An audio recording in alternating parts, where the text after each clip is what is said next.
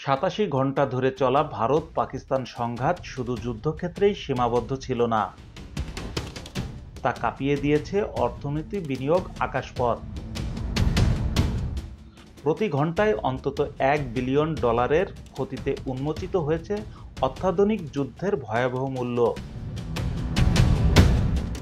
রোববার এক প্রতিবেদনে এ তথ্য দিয়েছে the.com.bk। প্রতিবেদনে বলা হয়েছে, ৭ মে রাত ১টা ৫ মিনিটে ভারতীয় বিমান বাহিনী অপারেশন সিঁদুর নামে একটি সামরিক অভিযান শুরু করে, যা স্থায়ী হয়েছিল ২৩ মিনিট। এর জবাবে পাকিস্তান তার বিমান বাহিনী, স্থলবাহিনী ও ক্ষেপণাস্ত্র ইউনিট সহ এর প্রতিক্রিয়া জানায়।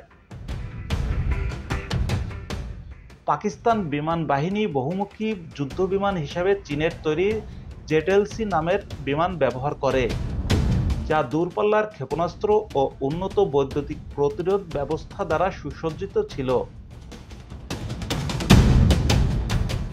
৭ মে ১টা ৫ মিনিট থেকে ১টা ৩০ মিনিটের মধ্যে পাকিস্তানি বিমান বাহিনী ফরাসি রাফাল যুদ্ধবিমান ভূপাতিত করতে সক্ষম হয়, যা এই ধরনের বিমানের যুদ্ধক্ষেত্রে প্রথম পতনের ঘটনা। এই ৮৭ ঘণ্টা ২৫ মিনিটের সংঘাতে ভারতের প্রধান শেয়ার বাজারের সূচক প্রায় $৮২ বিলিয়ন মূলধন হারায়। উত্তর ভারতীয় আকাশপথ বন্ধ থাকার কারণে প্রতিদিন প্রায় $৮০ লাখ বাণিজ্যিক বিমান চলাচলের ক্ষতি হয়। জনপ্রিয় ক্রিকেট টুর্নামেন্ট স্থগিত হওয়ায় সম্প্রচার, টিকিট বিক্রি ও বিজ্ঞাপন থেকে প্রায় $৫ কোটি ক্ষতি হয়েছে। সামরিক খাতে প্রায় $10 কোটি ও যুদ্ধবিমান ধ্বংসের ফলে $৪০ কোটি ক্ষতি হয়েছে ভারতের। পণ্য পরিবহন ও বাণিজ্যিক লেনদেন বিঘ্ন ঘটায় প্রায় $২০০ কোটি ক্ষতি হয়েছে। সব মিলিয়ে ভারতের মোট ক্ষতির পরিমাণ দাঁড়িয়েছে আনুমানিক $৮৩০০ কোটি।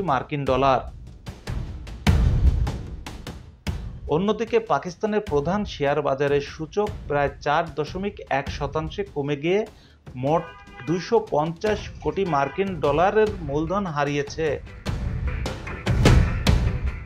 পাকিস্তান ক্রিকেট লিগ স্থগিত হওয়ায় সম্প্রচার ও বিজ্ঞাপন থেকে প্রায় $১ কোটি ক্ষতি হয়।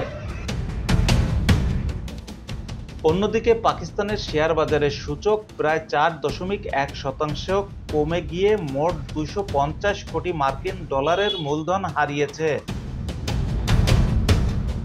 পাকিস্তান ক্রিকেট লিগ স্থগিত হওয়ায় সম্প্রচার ও বিজ্ঞাপন থেকে $১ কোটি ক্ষতি হয়। আকাশপথ বন্ধ থাকায় বাণিজ্যিক বিমান চলাচলে প্রায় $২ কোটি ক্ষতি হয়েছে। প্রতিদিনের সামরিক ব্যয় ছিল $২,৫০,০০,০০০। ড্রোন ও ক্ষেপণাস্ত্র পরিচালনার জন্য আনুমানিক $৩০ কোটি ব্যয় হয়েছে। বিদেশি বিনিয়োগের রাস্তা কিছুটা কমে গেলেও তা পরিমাপের যোগ্য নয়। এক্ষেত্রে পাকিস্তানের মোট ক্ষতির পরিমাণ দাঁড়িয়েছে আনুমানিক $৪০০ কোটি। কাজী আশরাফ, ডিটিভি নিউজ, ঢাকা। বিশ্বের সবশেষ আলোচিত ঘটনা জানতে আমাদের চ্যানেলটি সাবস্ক্রাইব করে রাখুন। আর এই প্রতিবেদনটি কে কোথা থেকে দেখছেন তা কমেন্ট করে জানাতে পারেন। ধন্যবাদ সবাইকে। আবার দেখা হবে নতুন কোনো প্রতিবেদনে।